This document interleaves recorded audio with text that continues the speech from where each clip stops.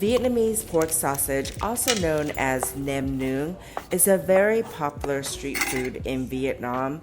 You want to use a very fatty pork, and in this case, I'm using ground pork shoulder. Add brown sugar, fish sauce, roasted rice powder, potato starch, and also baking powder. Or you can just use any regular baking powder. Nam Nướng curing powder, black pepper, mushroom powder, and annatto oil, or you can just use any regular oil.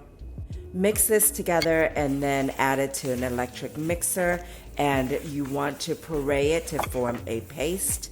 I like to add ice cubes into my mix only because I don't want my pork to be heating up. There are many different ways to serve this dish. You can either have it as a snack,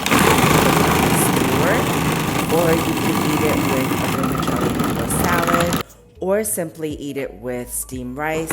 I actually like to eat it with rice paper and do rice paper rolls. I learned this trick a couple of years ago when I was visiting Vietnam, which is smashing your pork sausage mix to get rid of all the air bubbles.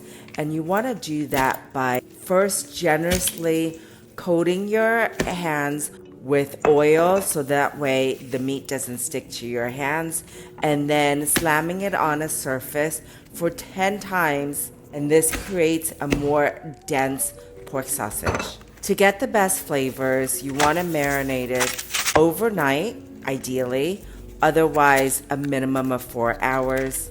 Afterwards, take it out of the fridge, and then you can shape your pork sausage however you like.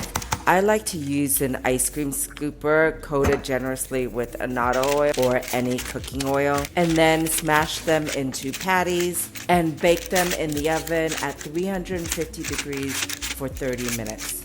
If forming patties like this, you're gonna need to use 3 baking pans.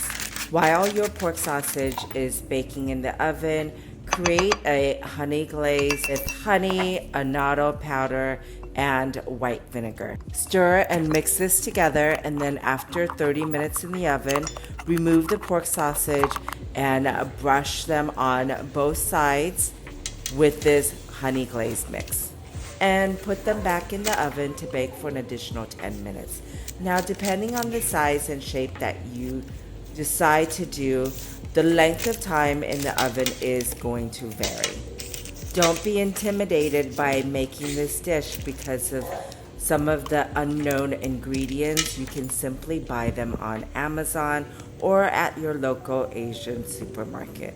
And if you're planning to eat this in rice paper rolls, then you can use either a fish dipping sauce, a hoisin dipping sauce, or the OG dipping sauce made famous by a restaurant in Orange County called Brodard. And on my website, it's called pork sausage dipping sauce.